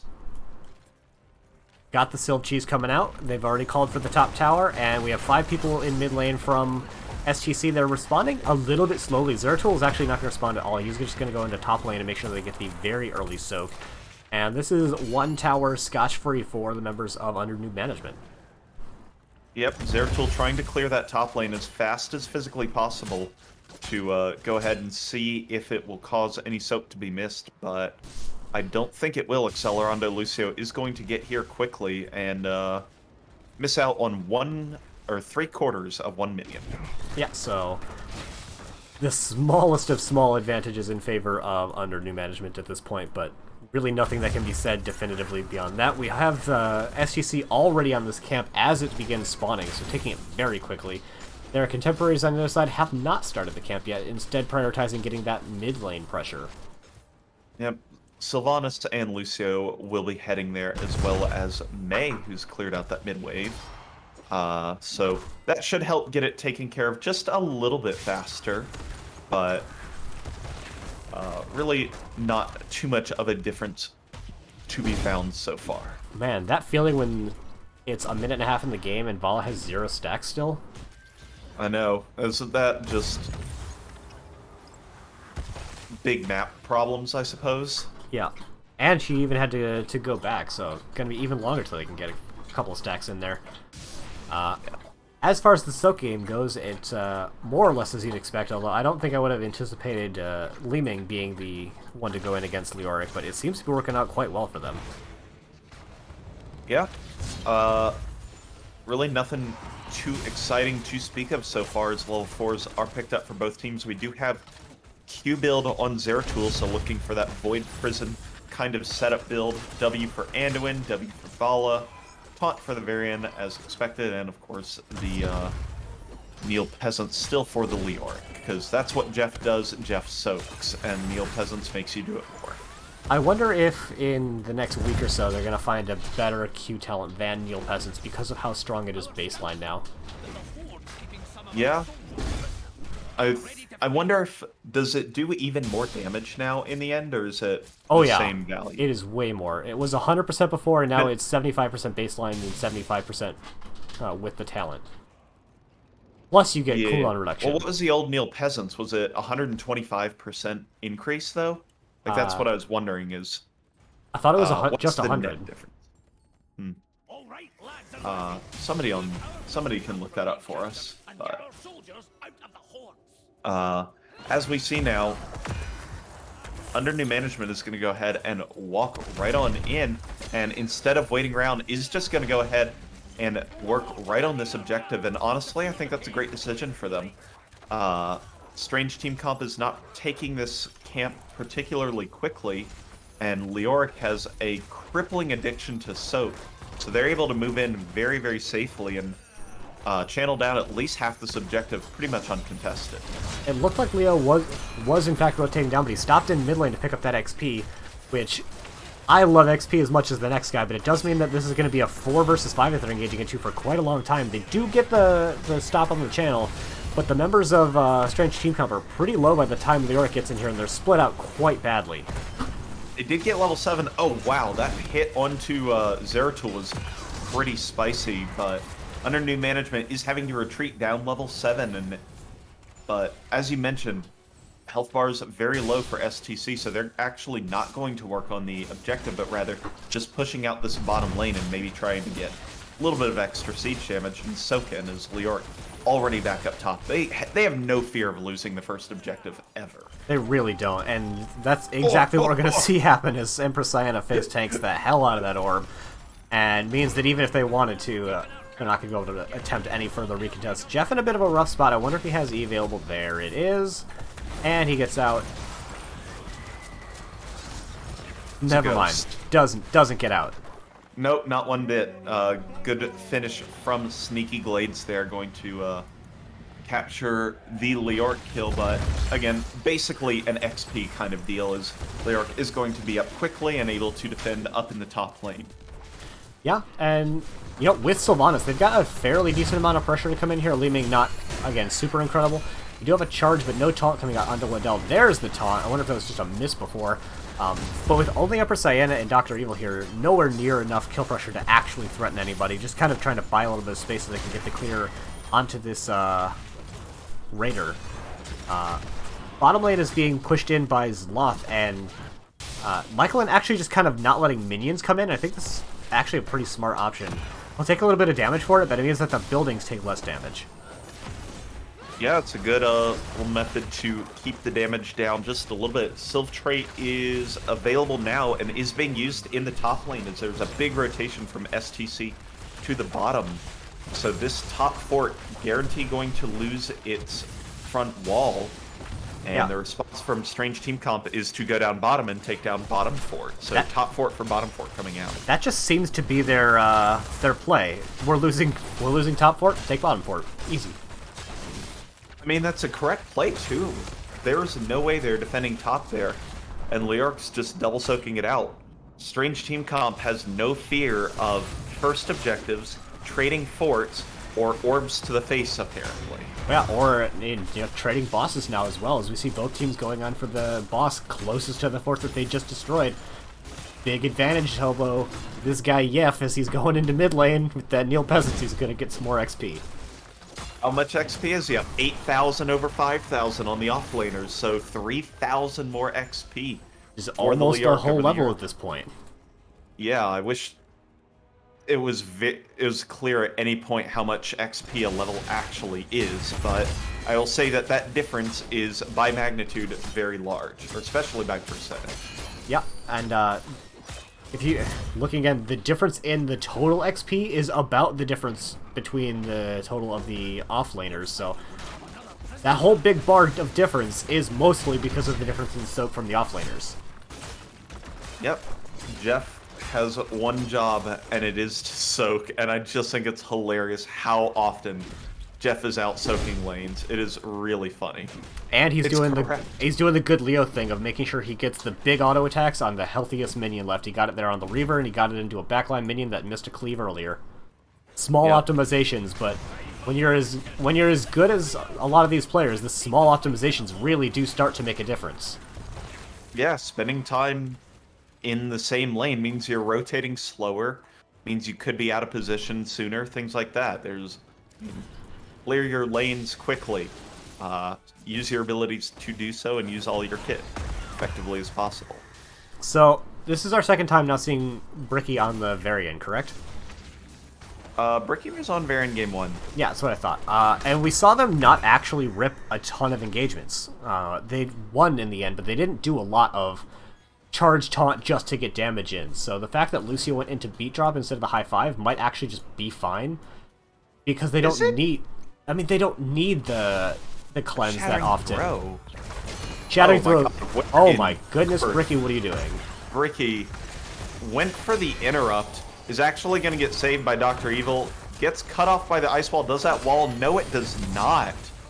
A little bit of hole in the wall. Beat drop interrupted, isn't going to find the kill onto Bricky. There's the Calamity for the kill. Glades, though, in a bunch of trouble. Allen by default, very low, and the Vorpal is going to confirm the kill. So Michaelin helping win a 4v5, and Leo is just soaking by and now marching down bottom keep. Yeah. Somebody stop this man. This is the real March of the Black King right here, surrounded with his best friends on all sides. However, all of this pressure does mean that the objective is going to start getting channeled in favor of STC. They're down by about 10 seconds, but with Lucio just coming up now, by the time that everyone's able to get there, it will be in favor of STC, but not by so much that under new management can't make a defense. Yeah, I mean, I'd imagine STC's just happy to give it up for a little bit of time. Oh no, Jeff's actually coming in to fight. That's a rarity. Entomb is not picked. He has March of the Black King. Ektar, and it's not the one for minions. It's the one for these heroes who get hit by the light bomb on the Zeratul, then finished off with the March and the Strafe. Liddell and Ektar are losing it currently, and STC picks up 3 kills and the objective. Laughing is insightful commentary, right? It actually is. I love when there's actual, like, non-verbal commentary from co-casters. I think it's really fun. I mean, watching Leo get the 3rd slam into both the Sylvanas and the Lucio and kill both of them literally within frames of each other is just so funny. March of the Black wow. I was gonna say March of the Black King is such a meme most of the time, but seeing it actually get value here is refreshing and hilarious. I don't even think it's wrong a lot of the time, because Sylvanas and Li Ming, 2 very important targets, can escape, and Lucio isn't exactly the easiest to pin down either, so I think it's really effective. Zeratul coming in possibly for a Void Prison is going to blink out as Wailing Arrow is used. Now Varian is the only one trapped in a wall, is going to be silenced, but the pull from Dr. Evil is there. Now Dr. Evil going in for the heroic Light Bomb, trying to make something happen up 16, but isn't going to do it. There's the Void onto Michaelin, or with Michaelin, but he's going to die to static defenses. I mean, imagine losing the static defense post made by the parting game. Gang. And now Bricky is finding himself in the exact same spot, and he gets taken out. So a little bit of overextension there from Strange Team Comp there. Yeah, I get the Void Prison engage. I don't quite get the taunt follow-up, and this keep is going to barely stay alive. This boss is up in 7. I think this is an incredibly risky call if STC actually look to take it. I think they're just going to try and be here for a defense. Or not. Or they could just go for this boss in the lane that their opponents were in, down 3v5. That's a decision they can make. This is actually throw pit tier. Dr. Evil is in a terrible spot and cannot pull himself to safety. It's on cooldown, and, you know, he can't do that. Lucio had a great engage as well with the push-off heavy casters at 13, and now Under Newb management is walking in and takes this boss for free, and they've got Sylvanas, so all these bosses are incredibly impactful when pushed with. Who are you calling a heavy caster? We have the camp getting picked up on the side of STC over here. Really not quite as much value as the boss. Looks like that the members of Under New Management are opting to just Hearth to make sure their opponents weren't doing anything wild on the map, which they've been known to do, and then just rotate up and take the other boss. And that rotation is just about as fast. Sylvanas and a couple others, I think Lucio and Mei were all very low on mana from the previous fight. So the Hearth into top boss decision actually makes a lot of sense because now they can push for it impactfully in the lane that the fort's already down in. So I actually am a big fan of this decision. You have Michaelin going in on the POV cam so he can get that that keep, as we do have the boss getting picked up in the top lane. And it looks like under new management not going to look to push with it, instead just take their own camp and clear out this camp in the mid lane. Well, that's interesting. I feel like they might think it as a bit of an extension risk, trying to push under the opponent's keep, but they just lost a keep and a fort on their own. They're down 5-2 in structures now, and yeah, I mean, it's going to be difficult for them to find footing on the macro side of this map unless they can make stuff happen. I mean, they're just going to push down this fort right here. That's good. Way enough health bars that this is not even a little bit of a risk, even with Zeratul skulking around.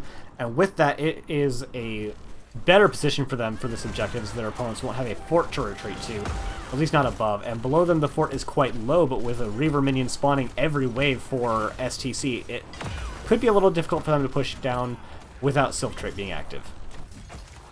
Yep, but I mean, what else is Sylph Trait going to be used for right now? It should be available because I didn't use it in mid, so yeah, now we'll have to see the fight come out here. 25 seconds already used, and here is the engage. Michaelin is going to get hit by a huge Urel Hammer into a silence from the Li Ming. What a deletion. Great beat drop as well. Keeps Sneaky Glades alive. Jeff going to go ahead and march to the Black King to stay alive for now, but it does not last long enough as the Seekers of Li Ming find the kill and find the follow-up onto Vala. And that's the exact opposite 3 kills here for under Newb management. Yeah, that was huge team fight coming out from under new management. They're up so far ahead that they actually get to take their opponent's Knoll camp. I always consider this one of the hardest camps in the game to take, is your opponent's Knoll camp, because your opponents have towers on both sides. There's the slowing pit that makes it hard to retreat. Often you've got a fort down here that makes it hard to retreat, but up 3 kills is enough to do it. Yeah, that and I think like the bruisers on Dragonshire are really hard to invade as well. Yeah, that is. Yeah, it's one of the other big ones. Yeah, I think this is the single hardest camp in the game by, of course, very intentional design, as it is the only camp that exists for both teams. Or that's not a boss camp. But you were talking before about 5-2 in buildings. Now it's only 3-2 with that cavalry coming down, and it's very likely going to swing in favor of under new management. Unless there's just a hell of a defense here. But with the lanes being pushed out as far as they are, they only have to deal with mid for the time being. Ice Wall comes out, only serving as a wall. Michael does take a little bit of damage, but doesn't have an engage for another little bit. Although heroics are available on both sides for both teams, although there's 3 down on the side for under new management. That's the mid keep hold. For now, they can always just give up this cavalry and then push into mid very quickly. So they the can see defense Leoric is not split out, yet. so it is a 5 versus 4 with the cavalry Yep. bolstering their damage, healing, and move speed. Yep. Sylvanas trait up in 3 seconds, so Black Arrows could be used. But it seems like this is a disengage call, as level 20s are here for both sides with an empowered light bomb. Michaelin trying to make something happen. Oh my goodness, this is massive. Light bomb gonna go off, hit 4. Sylvanas is gonna go ahead, pop the unstoppable to escape. Beat drop is actually pretty big, but Mei and Sylvanas are both already dead. Jeff trying to pursue them down, no entomb to make it happen though. But that is a huge huge void prison from Michael in there. I mean, they don't really need the entomb. They've got the void prison, which serves basically the same function, and it lets your Leoric slap the spooky hand on everyone he hits with that final swing for a lot of damage, because he is full spooky hand build. It is full spooky hand. That Death March is a very powerful upgrade. Got the Glory to the Alliance, which increases the healing, which is pretty wild. Yeah, so Empress Cyan is going to need it after face tanking that orb again. Called out, but at the same time, stop tanking orbs. I think the biggest one is Glory to the Alliance with Shadow Mending, though. Yeah. That's going to increase the healing that Michaelin receives by an absurd amount. And since there's 5 seconds left until Sylvanas comes up, so this boss is very safe for Strange Team Comp to take. Their opponents are actually looking to take the other boss camp, which is actually not up for another 5 seconds or so. And Leoric's already there. He could definitely scout this out, and with as little damage as is actually up here, I wonder if STC are going to look to try to contest this. Doesn't look like it. No, there's a long rotation up there, and the boss is dying quickly. Quickly enough, so... That is boss taken for both sides. That should confirm it top keep in favor of under Newb management, unless there's a significant commitment to the defense from STC, but at the same time, bottom boss has to be dealt with as it's sitting on core. Which will give the opportunity for the members of STC to maybe start the objective early. What are we talking about? This is STC. They don't start objectives early. No. Ektar, no looking. How far ahead is Jeff in soak by XP value? 8,300. Pretty good guess. You're off by not very much. Yep, You're off by 200. I feel pretty good about that, not gonna lie. 255, yeah, pretty solid. Just, it is a good chunk of XP, though. I know how much I like XP, but other people like big, chunky damage numbers, and you know what? We don't have a ton of those this game, unless you like siege damage, in which case 185, almost 186,000 coming out from Jeff. 55,000 is commendable, but it's nothing surprising. It's 1/3 of the siege damage, and that's putting it generously. Full invisibility is a good mechanic for this game. Change my mind, Michaelin. No? Nothing? Okay. No, it is a horrendous mechanic. Watch us. He could blink and void right the second kill, everybody. He didn't. He's waiting for it, though. He's waiting for Jeff to be there. He wants to do it. He wants... Oh my god, there it is. Oh my god. Disgusting. And there's the start of the March of the Black King. Look at all these people heroicing right into here. The drop comes out, and actually, this is a good disengage from under new management. May is in a bunch of trouble here. Liddell's taunted and killed. Silver trying to get a side shot, but doesn't confirm anything, and does actually end up dodging 2 engages. Empressena needs to stop face tanking all of Li Ming's damage. I'm pretty sure, Li Ming has 54,000 damage. I think 50,000 of it is on Empressena. Oh, that's so mean. I calls it how I sees it, Ektar. It's a lot of Li Ming damage. I mean, Silver, they'll just give him credit. He's just finding the shots. Yeah. So, yeah, now the camp is being taken by under new management. Jeff is aware of this, and they're just going to go ahead and give up objective. Oh, they didn't give up objective. The minions are so slow at locking that cage. Yeah, I think that could be a change to this map, actually. Like, take a half second or so off that channel time. They are so slow to flip. Yeah. Yeah, now 5v5, but Varian sitting in mid lane, so that could... I was curious if Sneaky Glades was going to pull the trigger and try and jump on Empressena there with the Haunting Wave, but opted not for it. So, Jake, yes, if a stealth hero like this Zeratul stays completely still for about 2 seconds... I think. 3? Then they become fully invisible. You can't even see, like, the shadowy outline or anything. It's not my favorite thing in the game. On the things that Ektar hates the most, it is Samuro and then full invisibility. And conveniently, Samuro can do that as well. Yeah, not great. What was great, actually, was not that light bomb combo. I was going to say the defense on this keep, taking very little damage comparative to what you might expect for this phase in the game. We do have the cavalry already on the core, but it doesn't do a whole lot with still 2 keeps up. As most of you probably know, the core gets armor based on the number of keeps that are up, and with 2 keeps still, that has 40 armor, so it only takes 40%, or takes 60% of the damage that it normally should take. It looks like STC are looking for an engage on the Sneaky Blades. They get a taunt onto May, splitting the damage. Oh my gosh, another huge Void Prison coming out. And that March of the Black King is going to find a kill. Allen, by default, barely survives. Liddell is in a really rough spot, but taunt not available. But Michaelin finds the damage anyway, and the core is going to start falling really fast right now. Yeah, the damage is trying to be put into the members of Strange Team Comp. Leeming trying to find anything. Michaelin is the lowest and is going to have to be pulled out. Core needs to retreat. This is also things that are tough is that Core is getting aggro and would be nice to retreat. Jeff going down allows for a Leeming reset. Core is down to 4,000 health, 2,000, and is taken out. Strange Team Comp, given the Zeratul, make the best of it and take this series. I like strange team comps. I can't help it. I'm a fan.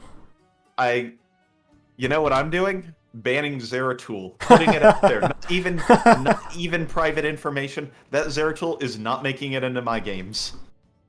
That's everything that's just kind of nasty about a Zeratul, is the blink in, press Q, get an auto. Everyone's like, okay, we gotta defend them. So they like even drop a beat drop, try and huddle around the person, and then you just hit the Vorpal, hit the Void Prison, and boom. Your whole team is just doomed. And that's what happened. It sure is. On multiple occasions. Zeratul's one of them good heroes. Yeah. Alright, well, let's get in touch with Strange Team Comp. Good God, Leoric, that's Vikings level of soak. 31,000 XP. Varian 100% win rate.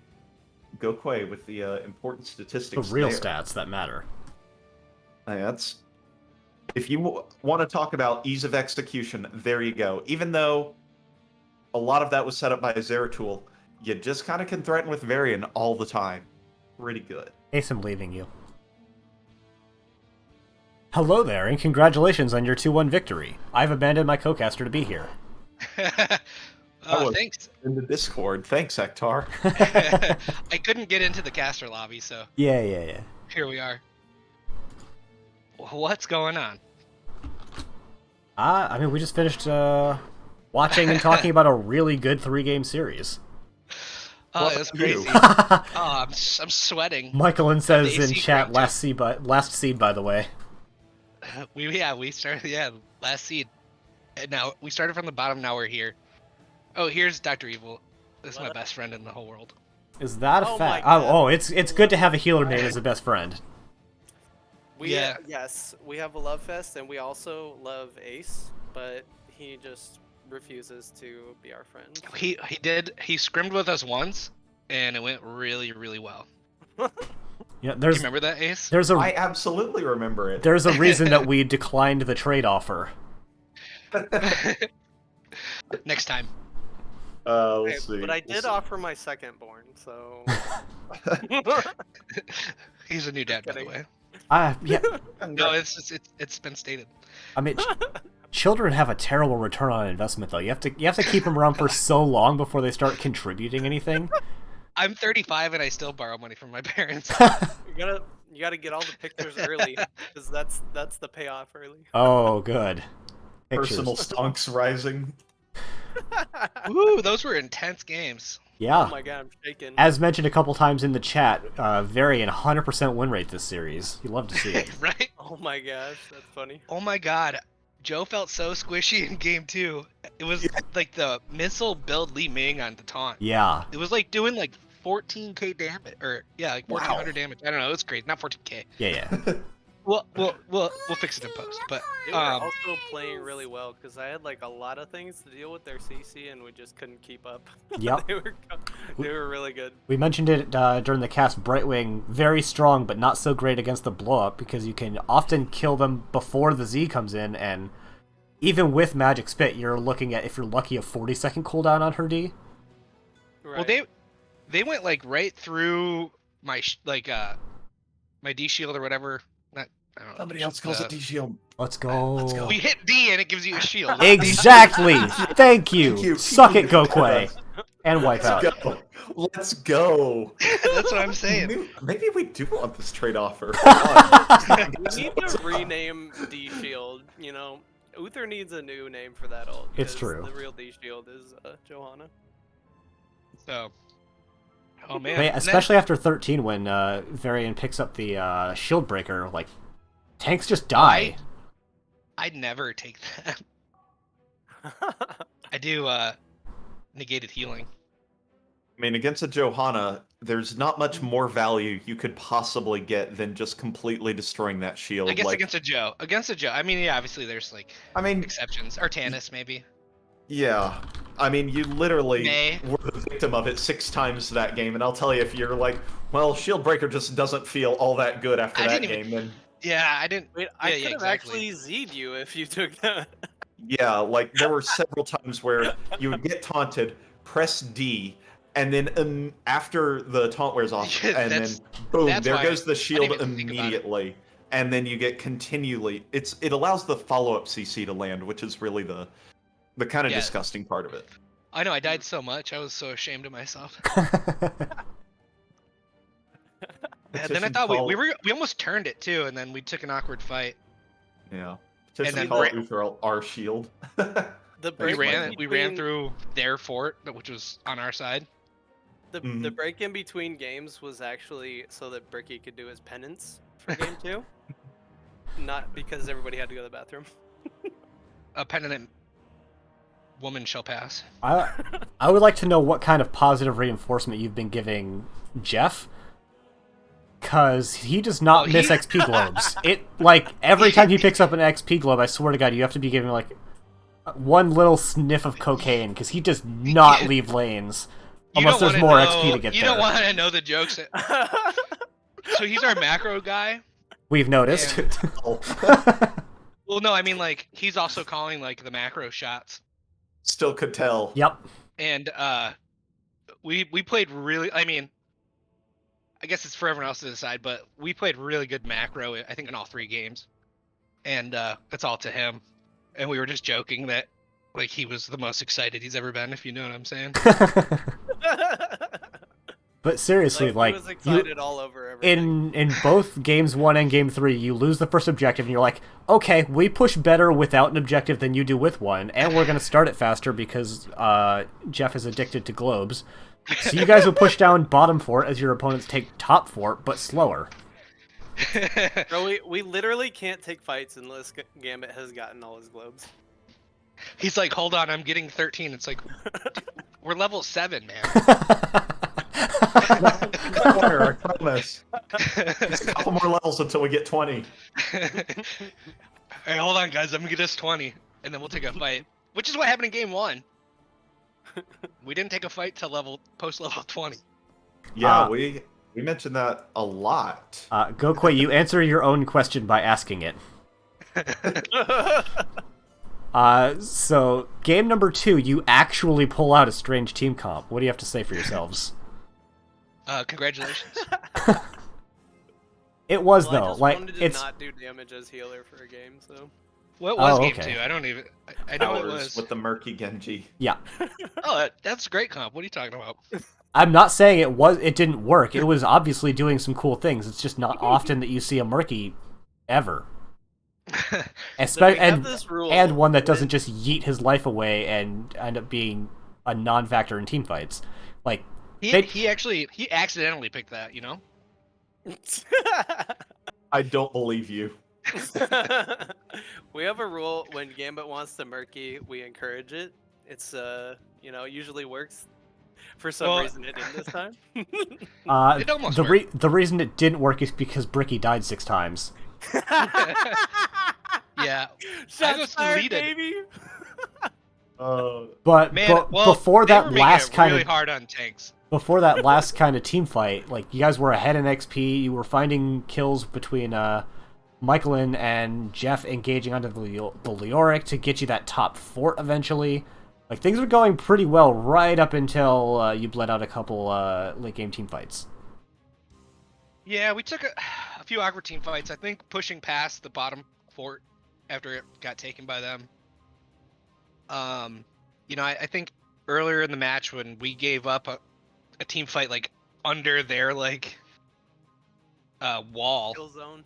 kill zone or zone. whatever you want to call it. We took an awkward team fight there, gave up bottom fort on their side. They took bottom fort on our side, and then we were playing catch up from then on. At one point, you had the middle and top, but they had the bottom too. It was Both a, bottoms, yeah. it was a had some- really yeah. weird map dynamic that you guys ended up forcing yourselves into. Yeah, unfortunately, I'm gonna have to hear about it for like a week as we do VOD reviews. But yeah, I think that was a very winnable game too. And then map number 3, I think, was actually very kind of normal for you guys, taking Empress Cyan on a consistent damage dealer. Bricky back onto the Varian, Jeff on what at this point is becoming Jeff's signature Leoric, and Michaelin on the Zeratul. The funny thing is, Gambit doesn't think that. Or, I'm sorry, Jeff doesn't Wait, think that his hold on. Leo Leo's 100% in that series too. Oh, Fair weird. enough. Oh, that's Leo a good Varian. point. Yeah. That means every single game had a Leo Varian on the same team. Wait, That's true. Anduin? Was Busted. Anduin undefeated? Can't remember if he was in first game. Anduin was Anduin not was played in game not. 1, Was Stukov one in game 1. 2, and He one was game also 3. 100. He's Yeah, he's 100%, but in smaller sample size. we got 300 percenters, baby. Fair enough. So Yeah, I mean, those when they don't third ban Zeratul in game 3, how does that feel? Pointed question at Michaelin in chat. Mike Lynn feels about Zeratul the way Jeff feels about Macro, so. What's You know, on the this fu- end of this warp blade? The funny thing is, they were playing May in game 3, and I was like getting tank envy. I was like, you know, I should have played May. You know, Blizzard could actually be a really potent follow-up to the Void Prison, so I see where you're coming from.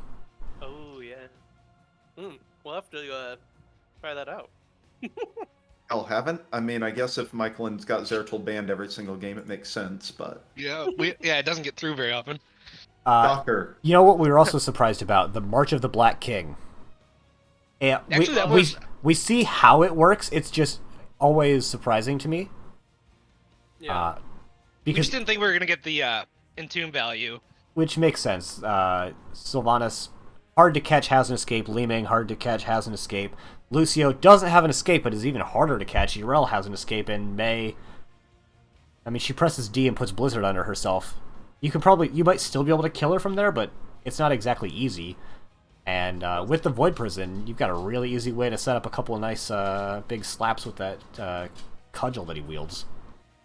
Yeah. And we kind of... The thing was exactly how you said. We basically wouldn't have gotten value from Tomb until 20, so... Yeah, I mean, you've already got the setup ult in the Void Prison, so no need to have too much setup, I suppose.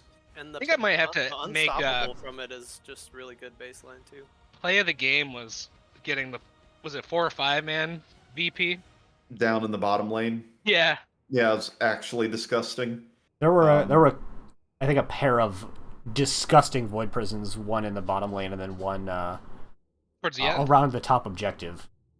Oh, yeah, that one too. Yeah, you There's could 3. see that. I think there's 3. You could see it happening in slow motion as just like all the squishies on the side of under new management are rotating the same way around one of those big holes in the ice, and you're like, oh, this is where I put my Void Prison.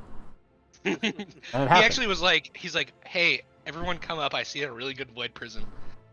And that was the exact words that were said right before it happened. I swear to And God. Gambit was like, hold on, I need one more globe. Yeah, actually, that might be verbatim too. Yeah, he was in mid lane right before that happened. Yeah, you know, he's like, hold on, I'm clearing lane and then I'll be there. Got a 5-man void. I mean, I do need this globe, and I mean, there's a minion I missed in bottom lane, so I can't make it to this team fight. Can I reschedule? Yeah. All right, this is maybe some of the fewest questions I've asked, but we had a really good back and forth just conversation. So thank you guys for coming in for this interview, and now we're going to turn it over to you for any shout-outs you want to give. Shout out to our good friends BTB, Evil Alto, Megan, and friends. Spectrum. Who are we missing? Hell yeah. Oh, our My coaches? roommate Matt Cotter, he's listening to me right now and demands a shout out. Justin Case and Bird and Bob. Oh yeah, Madara, all our And then coaches. I want to shout out Spectrum, Miss Windup Bird for watching and rooting us on. And of course the casters. Dr. and Evil's I also baby, enjoyed- his second baby. Baby which Evil is- baby, let's go.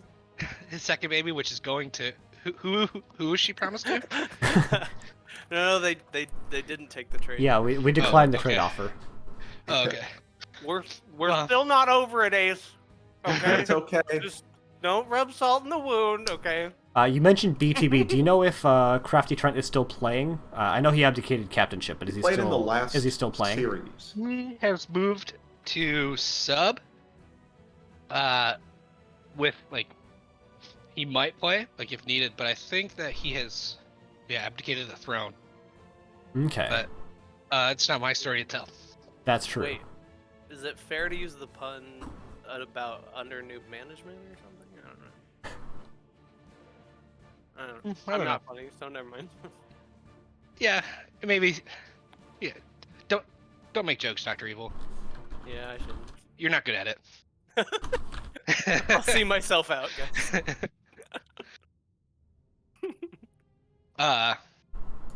But no, I think they're sticking with the season. Yeah, they're just switching things up. And we'll be scrimming with them, and Have you Yeah. considered scrimming with us? we are. Yeah, no, we are. But we're too late. We're so late as a team. You have to talk to Epris Siena. We have They do. already done one scrim. Let's see if we can find another. Have your people. Do you guys be our beat us pretty people. good in that script, didn't you? I don't remember. Yeah, we're sandbagging anyways. That is not our website, but you know. I am very aware of what I linked. Thank you very much. Okay, thank goodness. I did try to find your only cans, but it's no longer in my my history, so I wasn't able to find that one. I had to drop a different one. Unlucky. Thank Alright. you so much for. Final shout outs to you two. Thank you so much for casting us. I hope you enjoy. Thank you, It was a Jake. riot. I can't wait to watch the. I can't wait to watch you guys flame me in game 2 as I pop over and over again. And we're, Yep. we're not that bad. No. It's alright. I saw our first series. I made a few mistakes. Yeah, Yeah. everybody does. It was a stress, New Yeah. season, new cast. Div-A is a tough division. It There is. Right. We were talking about that at one point. Yeah, it's a very So- competitive division so far. I think there's 15 or 14 teams, and only the top 8 gets in, right? Yeah. Yeah, this is gonna be a tough fight for the playoffs. So Well, I'm excited for it. When do we play you two? I think fairly soon. I'll look this up real quick. Platform schedule. It's not next week. Flex. Flex. So whenever you want. Yeah. Ooh, well, let's scrim first. Well- So. Yeah. Hold up. Yeah, sounds good. All right, I'm gonna go back to my team. Thank you so much. Yeah, no problem. Congratulations again. Hopefully, I see you Thanks, guys in the guys. Nexus. Yeah. Right. Take care. GG's. GG's. Alright, back in the casting bunker. Of course. Don't want to be out there with other people. Yeah, especially not in casting people. Ew. Yikes. Alright. Well, that Hey, is gonna be us for the night, I think. Yeah, IceXO2 is, I think, the latest match. He not sure some- is. It was 0-0 with Randy Newman and somebody else not too long ago. Arrogant Nephilim. Ooh, I'm a fan of both of those teams. Yeah. So. Oh man, I tried to copy paste it, but it was the only cans link that I had, so. Good raid. There we go. There's the I've got start raid ready. Ace, do you got anything else for the night? I do not. Just thanks for watching. That was a really fun one. I had a lot of fun with all the games and all the people today. Thanks everybody for coming out. I wonder if that... spending that Monday evening with us. There we go. There is the raid-looking guy coming through. So yeah, thank you for coming by, everybody. Really appreciate it. Thank you for all the follows and the absolutely nothings. I'm never going to be a big streamer, so please don't subscribe to me unless you really want the emotes. And yeah, that's it. I'm gonna hit the raid now button, and then hopefully you guys don't hear anything that happens after that. But oh well. Thank you, everybody, and good night.